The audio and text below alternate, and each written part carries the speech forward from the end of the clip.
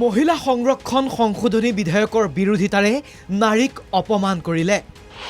নাৰী সবলীকৰণৰ ক্ষেত্ৰত কংগ্ৰেছে কুৎসিত মুখা প্ৰদৰ্শন কৰিলে। ইণ্ডি মহাজোঁটৰ বিৰুদ্ধে গুৱাহাটীত বিজেপি মিত্ৰজোঁটৰ সংবাদমেল। সংসদৰ মজিয়াত মহিলা সংৰক্ষণ সংশোধনী বিধেয়কৰ বিৰোধিতা কৰা কংগ্ৰেছ আৰু কংগ্ৰেছৰ সহযোগী দলৰ বিৰুদ্ধে দেশজুৰি সৰব হৈছে বিজেপি মিত্ৰজোঁট। ইয়াৰে অংশস্বৰূপে দেওবাৰে ৰাজ্যিক বিজেপিৰ মুখ্য কাৰ্যালয় বাজপেয়ী ভৱনত বিজেপি মিত্ৰজোঁটৰ সংবাদমেল। সংবাদমেলত ৰাজ্যিক বিজেপিৰ সভাপতি দিলীপ শইকীয়াৰ পোনপটীয়া আক্ৰমণ কংগ্ৰেছ মহাজোঁটক। নিজৰ কুৎসিত চেহেৰাক প্ৰদৰ্শন কৰিলে কংগ্ৰেছ মহাজোঁটে।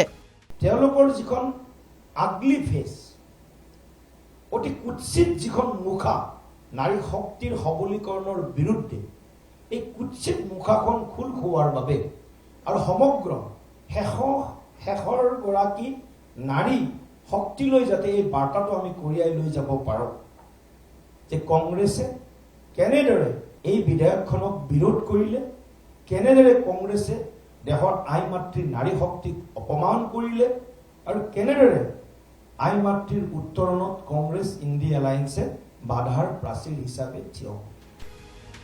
দিলীপ শইকীয়াৰ কটাক্ষ সৰ্বভাৰতীয় পৰ্যায়ত কংগ্ৰেছক যিদৰে প্ৰত্যাখ্যান কৰিছে, একেদৰে 4 মে'ৰ পিছত অসমতো INCৰ পিছত এম লাগি যাব।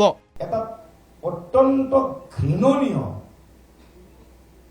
নিজ ষড়যন্ত্ৰৰে নাৰী শক্তিক অপমানিত কৰিলে তেওঁলোকে যিমানে আমাৰ সন্দৰ্ভত প্ৰশ্ন নুতলক 29ত শক্তি 29লৈকে কংগ্ৰেছ দলটোৱে অসমৰ কথা যদি মই কওঁ 4 মে'ত হয়তো কংগ্ৰেছ দলৰ কাষত এটা বেলেগ কংগ্ৰেছৰ কাষত এটা এম শব্দ লগাব লাগিব।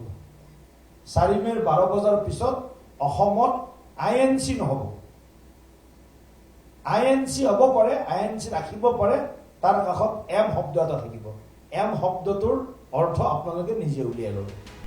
সংবাদমেলত উপস্থিত থাকি অগপ নেতা তথা সাংসদ ফণীভূষণ চৌধুৰীৰ মন্তব্য, মহিলাই নিজৰ প্ৰাপ্যৰ বাবে আগুৱাই আহিব লাগে। পূৰ্ণ সমৰ্থন আমাৰ সেইটো আছে আৰু আমি আশা কৰিম যে এইবাৰ সংসদত যিকেইটা ৰাজনৈতিক দলকেইটা আমাৰ নাম ল'ব বিচৰা নাই, প্ৰতিজন বক্তাই কৈছে। গতিকে আমি আচলতে মই নাৰী সমাজকহে মই আবেদন ল'ব বিচাৰিছোঁ যে নাৰী সমাজ জাগিব হ'ল। সেইটো কাৰো অনুকম্পা, কাৰো সহানুভূতিৰে তেওঁলোকে আদায় কৰাৰ ক্ষেত্ৰত তেওঁলোকে আগবাঢ়িব নোৱাৰে। তেওঁলোকে নিজৰ যিটো প্ৰাপ্য, নিজৰ যিটো অধিকাৰ, এই অধিকাৰ সাব্যস্ত কৰিবৰ কাৰণে, অধিকাৰ গ্ৰহণ কৰিবৰ কাৰণে নিশ্চয় এইবাৰ ভাৰতবৰ্ষত আমাৰ অসমৰ নাৰী সমাজ জাগিব। আৰু মই ভাবোঁ নাৰী সমাজ জাগিলে নিশ্চিতভাৱে তেওঁলোকৰ যি প্ৰাপ্য, তেওঁলোকৰ যি অধিকাৰ, এই অধিকাৰ তেওঁলোকে গ্ৰহণ কৰিবৰ কাৰণে সম্ভৱ। মই তাকেই এইখিনিতে নাৰী সমাজক মই আহ্বান জনাইছোঁ। আৰু মই বাজপেয়ী ভৱনত অনুষ্ঠিত সংবাদমেলত উপস্থিত থাকি ৰাভা হাছং যৌথ সংগ্ৰাম সমিতিৰ সভাপতি টংকেশ্বৰ ৰাভাৰ মন্তব্য, মাতৃপ্ৰধান দেশত থাকি কংগ্ৰেছে মাতৃক অপমান কৰিলে। যে প্ৰথম কথা হ'ল এখন আমি কোনেও ভাৰতবৰ্ষত কোনেও নকওঁ এখন আমাৰ পিতৃভূমি, আমি কওঁ সদায় মাতৃভূমি। আমি সদায় মাতৃক লৈ আমি বন্দনা কৰোঁ, মাতৃক আমি পূজা কৰোঁ। আৰু মেক্সিমাম যেতিয়া আমি ভাৰতবৰ্ষত আমি যেতিয়া পূজা কৰোঁ, আমি দেৱীসকলক পূজা কৰোঁ।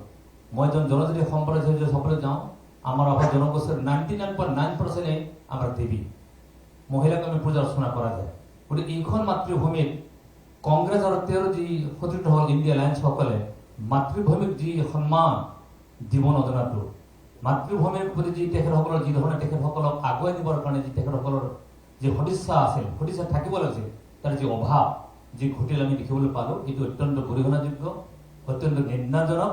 আৰু মই তীব্ৰভাৱে গৰিহণা দিছোঁ, কাৰণ যিখন দেশত মাতৃক পূজা কৰা হয়, মাতৃ হিচাপে গণ্য কৰে, সেইখন দেশত মাতৃক লৈ পেলাই যিখন উমেন ৰিজাৰ্ভেশ্যনৰ বিল ডেলিমিনেশ্যন আনিছিল, সেইটো তেখেতক সমৰ্থন নকৰাটো অত্যন্ত গৰিষ্ঠ কাম হৈছে। কাৰণ সেইকাৰণে মই তেখেতসকলক গৰিহণা দিছোঁ। মন্ত্ৰী তথা BPF নেতা চৰণ বড়োৰ প্ৰতিশ্ৰুতি, এই সংশোধনী বিধেয়কৰ সমৰ্থনত BPF সদায় বিজেপিৰ লগত থাকিব।